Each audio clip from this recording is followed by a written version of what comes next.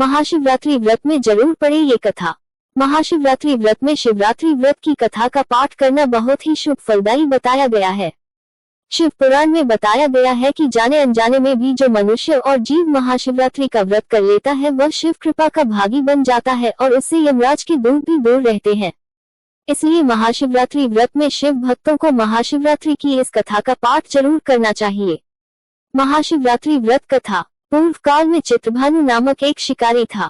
वह शिकार करके अपने परिवार का भरण पोषण करता था। उस शिकारी पर साहूकार का कर्ज था, लेकिन वह उसका कर्ज समय पर नहीं चुका पाया। फिर साहूकार ने शिकारी को शिव मठ में बंदी बना लिया। जिस दिन उसे बंदी बनाया गया उस दिन शिवरात्रि थी।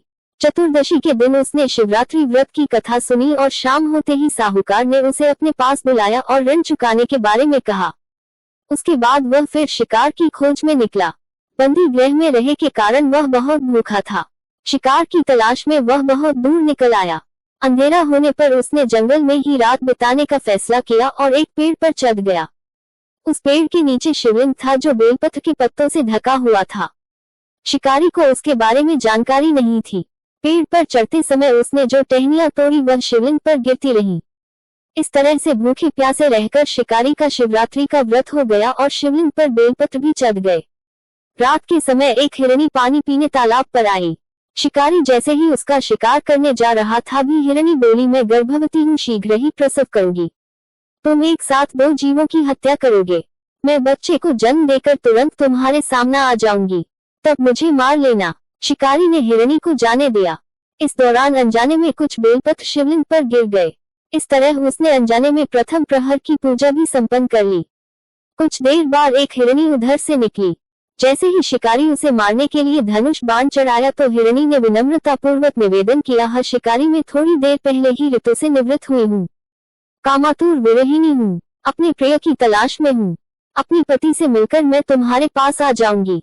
शिकारी ने उसे भी जाने दिया। रात का आखिरी पहर बीत रहा था, तब भी कुछ बेल पत्र शिवलिंग पर जा गिरे। ऐसे में शिकारी ने अनजाने में ही अंतिम पर की पूजा भी कर ली। इस दौरान वहां एक हिरनी अपने बच्चों के साथ आई। उसने भी शिकारी से निवेदन किया और शिकारी ने उसे जाने दिया। इसके बाद शिकारी के सामने एक हिरन आया। शिकारी ने सोचा, अब तो मैं इसे यहाँ ने नहीं जाने दूंगी, इसका शिकार करूंगी। तब हिरन ने उससे निवेदन किया कि मुझे कुछ समय के लिए जीवन दान दे दो। शिकारी ने पूरा रात की घटना उस हिरन को सुना दी। तब हिरन ने कहा कि जिस तरह से तीनों पत्नियां प्रतिज्ञाबद्ध होकर गई हैं, मेरी मृत्यु से अपने धर्म का पालन नहीं कर पाएंगी। जैसे तुमने उन्हें विश्वापात्र मानकर छोड़ा है, मुझे भी जाने दो। मैं उन सबके साथ तुम्हारे सामने शीघ्र ही उपस्थित होता हूँ। शिकारी ने उसे भी जाने दिया। इस तरह सुबह हो गई। उपवास, रात्रि जागरण और शिवलिंग पर बेलपत्र चढ़ाने से अनजान में ही शिवरात्रि की पूजा पूर्ण हो गई।